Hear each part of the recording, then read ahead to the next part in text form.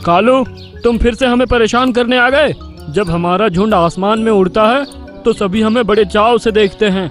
इंसान हमारी फोटो खींचते हैं। अगर हम अपने झुंड में तुम जैसे काले बदसूरत सारस को लेकर जाएंगे तो हमारी बेइज्जती हो जाएगी। एक जंगल में कालू नाम का एक सारस रहता था। उसका नाम कालू किस लिए पड़ा ये आपको अभी पता चल जाएगा। सारसों का एक झुंड तालाब के किनारे सुबह सुबह मॉर्निंग फ्लाई पर जाने का प्लान कर रहे थे। आज हम नीली पहाड़ी के ऊपर से होते हुए ड्रीमलैंड जंगल में जाएंगे।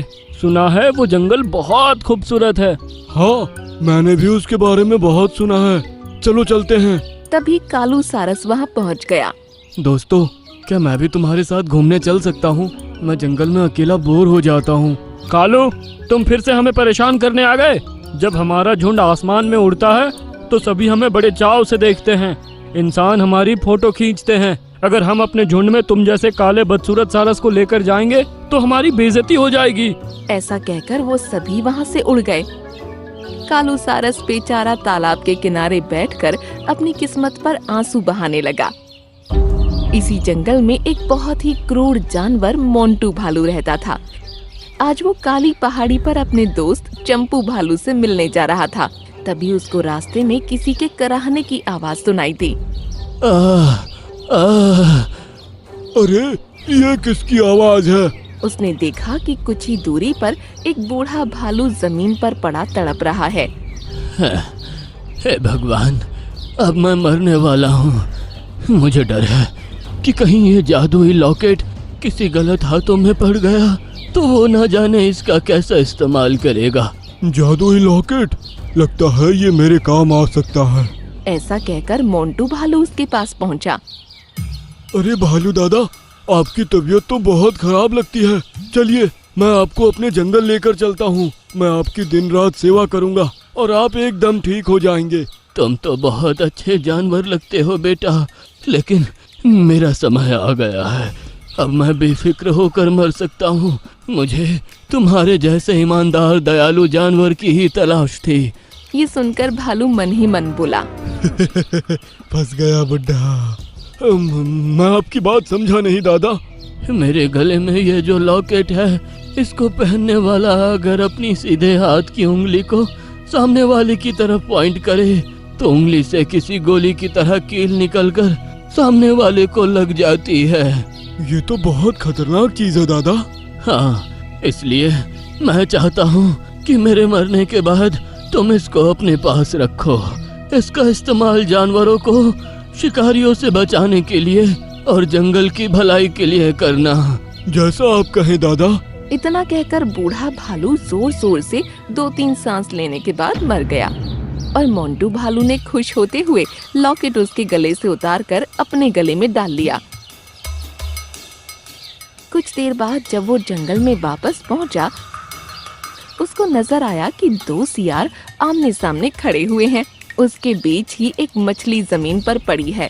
ये मेरी है। नहीं, मेरी है। इस पर पहली नजर मेरी पड़ी, इसलिए मैं इसको खाऊंगा। अब यहाँ मोंटू भालू आ गया है, मैं इसको खाऊंगा। अरे, लगता है तुम्हारा दिमाग फिर गया है। अभी तुमको मजा चखाते हैं। ऐसा कहकर दोनों उस पर झपटने ही वाले थे कि तभी मोंटू भालू ने उनकी तरफ उंगली उठाई। ऐसा करते ही उसकी उंगली से 2 कीलें निकलकर दोनों के शरीर पर जा ठुकीं। आगे से मुझसे पंगा लेने से पहले 10 बार सोच लेना। उसने मछली अपने मुंह में दबाई और उनको तड़पते हुए वहीं छोड़कर चला गया। कुछ देर बाद कालू सारस वहाँ पहुँचा तो उससे उनकी तरफ देखी नहीं गई। उसने अपनी चोंच से उनके शरीर में ठुकी कीलें निकाल दी। कालू सारस, हमने आज तक कभी तुमको अपना दोस्त नहीं समझा, फिर भी तुमने हमारी जान बचाई। हमें माफ कर दो कालू सारस। कोई बात नहीं, मेरी तो आदत हो गई है अकेले रहने की। आज से तुम अकेले नहीं हो, आज से हम तुम्हारे दोस्त हैं। इस तरह वो उसके पक्के दोस्त बन गए और सारस का अकेलापन थोड़ा कम हुआ। लेकिन दूसरी तरफ मोंटू भालू का कहर बढ़ता ही जा रहा था। वो एकदम निडर होकर शेर की सभा के टाइम उसके पास पहुंचा। शेर टीले पर बैठा हुआ था और सभी जानवर उसके सामने खड़े थे। शेर, आज से जानवरों पर हुक्म चलाना बंद कर दो, वरना मैं तुमको जिंदा नहीं छोड़ूंगा। तुम होश में तो हो? क्या कह रहे हो? तुम मुझे खत्म करोगे? लगता है तुमको ट्रेलर दिखाना पड़ेगा। ये कहकर उसने अपनी उंगली से हाथी पर हमला किया। हाथी की सूंड, कमर और पेट में एक एक कील जा ठुकी। ये देखकर सभी जानवर हैरान रह गए। उनकी आंखों में डर नजर आने लगा। ये क्या है? इसकी उंगली से कीलें कैसे निकल रही हैं? अब कहो, तुम लोगों को मेरी अधीनता स्वीकार है या फिर तुमको भी खत्म कर दूं? हम शेर के अलावा किसी को राजा नहीं मानेंगे। अच्छा, तो ये लो। ऐसा कहकर उसने जानवरों की तरफ उंगली उठाई। उसकी उंगली से कई कीलें निकली, लेकिन तभी कालू सारस वहाँ आ गया और सभी कीलें उसके शरीर पर जा लगीं। तू कहाँ से आ गया? लगता है तुझे मरने की बहुत जल्दी है। कालू सारस अभी दर्द से तड़प ही रहा था कि मोंटू भालू ने दूसरे जानवरों पर हमला किया, लेकिन सारस फिर से जानवरों के सामने आ गया और अपने पंख खोल दिए। सभी कीलें फिर से सारस को जा लगीं और वो लहूलुहान हो गया। क्यों इन जानवरों के चक्कर में अपनी जान खतरे में डाल रहा है, जिन्होंने कभी तुझे अपना दोस्त नहीं समझा? कोई बात नहीं, मैं मर भी जाऊं तो इन्हें कोई गम नहीं होगा। ये वैसे भी मुझे पसंद नहीं करते। ऐसा कहकर वो अपनी जान की परवाह किए बगैर उससे जा भिड़ा। काफी देर तक लड़ने के बाद वो बुरी तरह घायल हो गया, लेकिन इस लड़ाई में उसने भालू के लॉकेट पर अपना पंख लहराया तो उसका लॉकेट टूटकर जमीन पर जा गिरा। नहीं, मेरा लॉकेट! सारस ने समझ लिया कि शायद इसी लॉकेट में कुछ बात है। उसने लॉकेट को अपनी चोंच में दबाया और जल्दी से उसको तालाब में फेंक दिया। नहीं, ये तूने क्या किया? कहकर वो फिर से कालू सारस पर झपट पड़ा। सभी ने देखा कि अब उसकी उंगली से कीलें नहीं निकल पा रही थीं और वो हाथ पैरों से ही लड़ाई लड़ रहा था। सभी जानवर मिलकर उस पर टूट पड़े और मोंटू भालू को बुरी तरह से घायल कर दिया। फिर शेर उस पर झपटा और उसने उसे खत्म कर डाला। इस तरफ कालू सारस दर्द से तड़प रहा था। बाकी सारसों का झुंड भी वहाँ पर पहुँच चुका था और सभी कालू सारस के पास जमा हो गए। हमने अपने भाई कालू सारस के साथ बिल्कुल भी अच्छा बिहेवियर नहीं किया, लेकिन आज इसने हमारे लिए अपनी जान की परवाह नहीं की और हमें गुलाम बनने से बचा लिया। ये कहकर सभी सारस ने मिलकर उसके शरीर से एक एक कील निकाल डाली, लेकिन उसके शरीर से काफी खून बह चुका था। मुझे नहीं लगता कि मैं बच पाऊंगा। ऐसा कुछ नहीं होगा मेरे दोस्त सारस। मैं कुछ ऐसी जड़ी बूटियों के बारे में जानता हूँ जिनसे तुम जल्दी ही ठीक हो जाओगे। अभी जाकर उसको बनाने में लग जाता हूँ। और जब तक तुम ठीक नहीं हो जाते, जंगल के सभी जानवर तुम्हारी सेवा में एक पैर पर खड़े रहेंगे। सभी जानवरों ने कालू सारस से माफी मांगी और उसकी सेवा में लग गए। मोंटू बंदर रोजाना उसे दवा बनाकर देने लगा।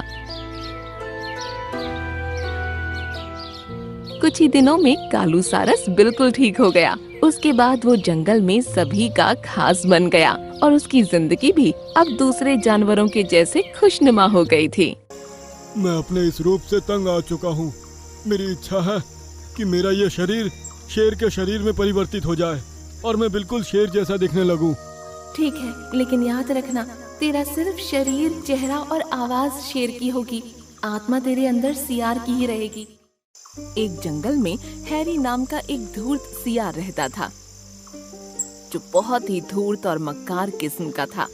वो दिन भर कुछ काम तो करता नहीं था, बस पेड़ के नीचे लेटे लेटे जंगल के राजा बनने के ख्वाब देखता रहता था। उसकी उल्टी सीधी हरकतों से पूरा जंगल परेशान था।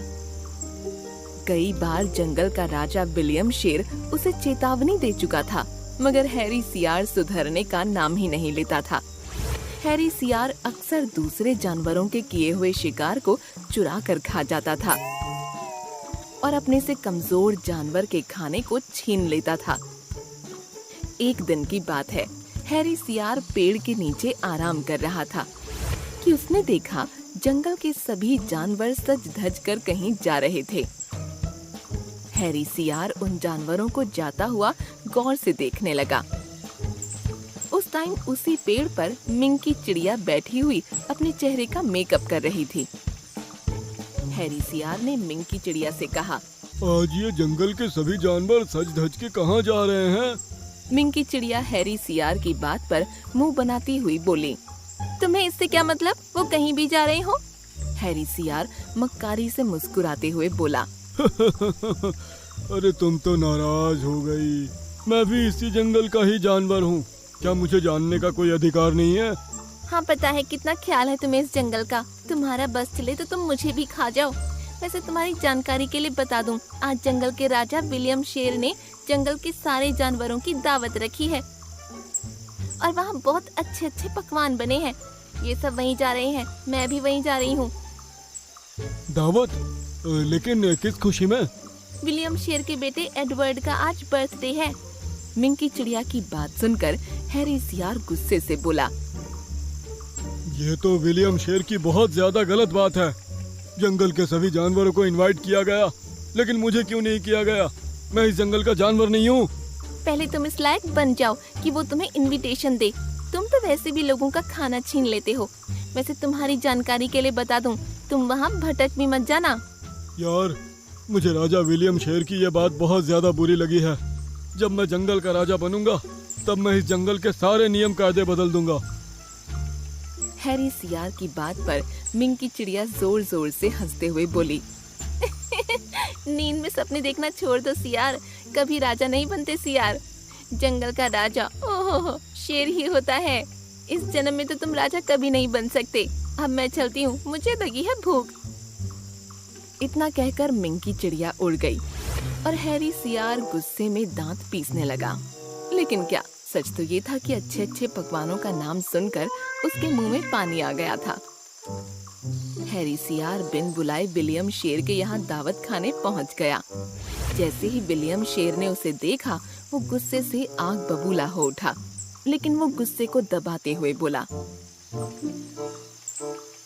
देखो, मैंने तुम्हें इस दावत में इनवाइट नहीं किया, लेकिन जब आ ही गए हो तो पेट भर कर खाओ और जल्दी यहाँ से चले जाओ। हैरी सियार चुपचाप बैठकर खाना खाने लगा। तभी उसकी नजर विलियम शेर के बेटे एडवर्ड पर पड़ी, जो सोने के कंगन से खेल रहा था। सोने के कंगन देखकर हैरी सियार के मुंह में पानी आ गया और वो मन ही मन बोल उठा, अगर ये सोने के कंगन मेरे हाथ लग जाएं, तो मैं इसे बेचकर बहुत ज्यादा धन इकट्ठा कर सकता हूँ।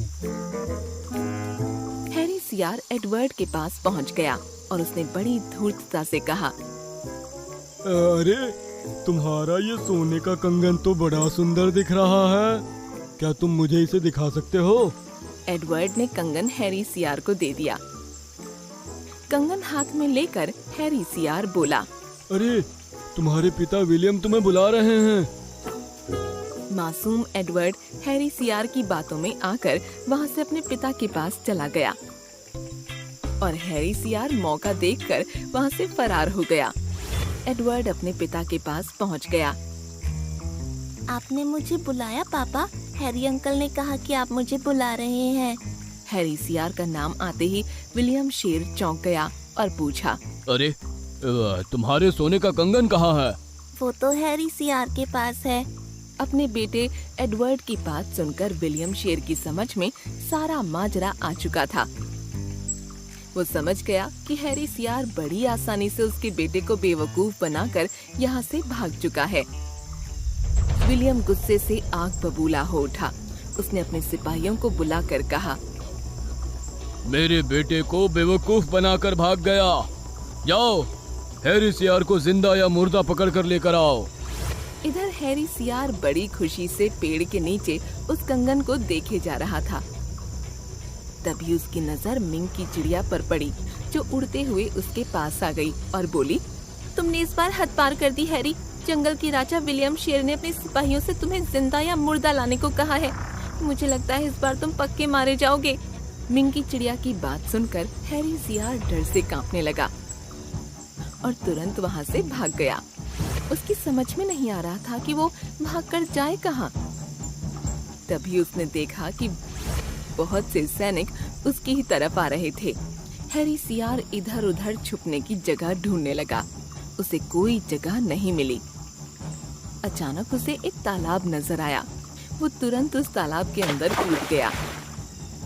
विलियम शेर के सिपाही कुछ देर के बाद वहां से चले गए।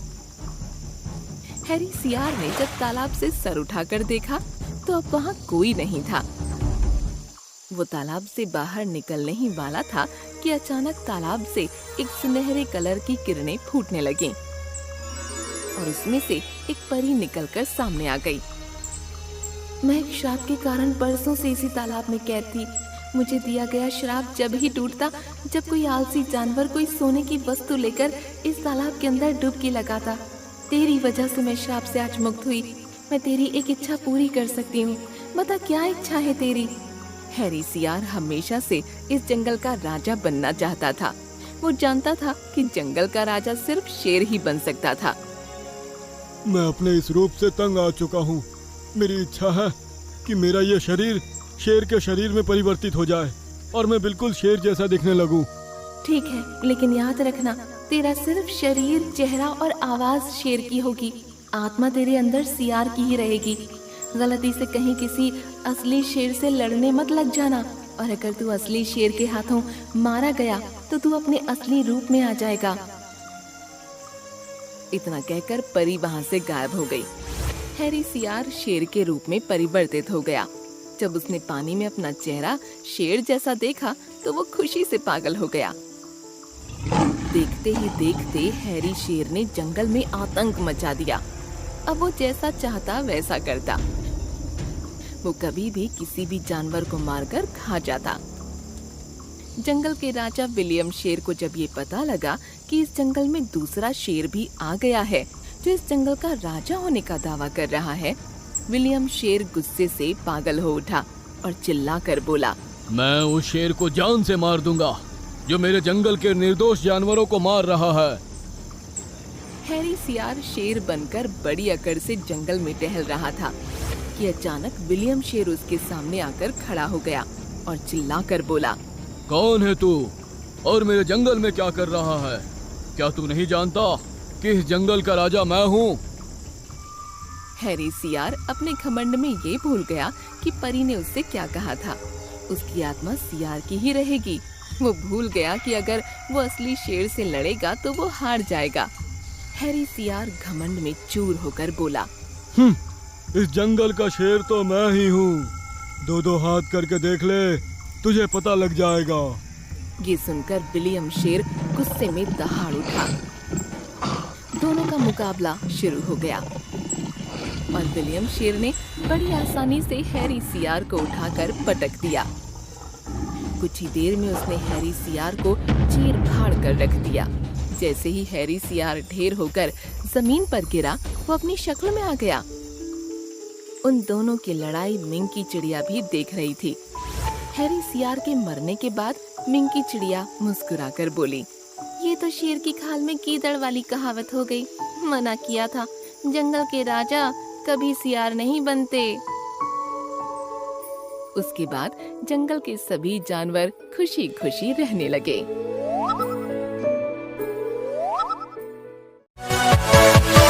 Yeah.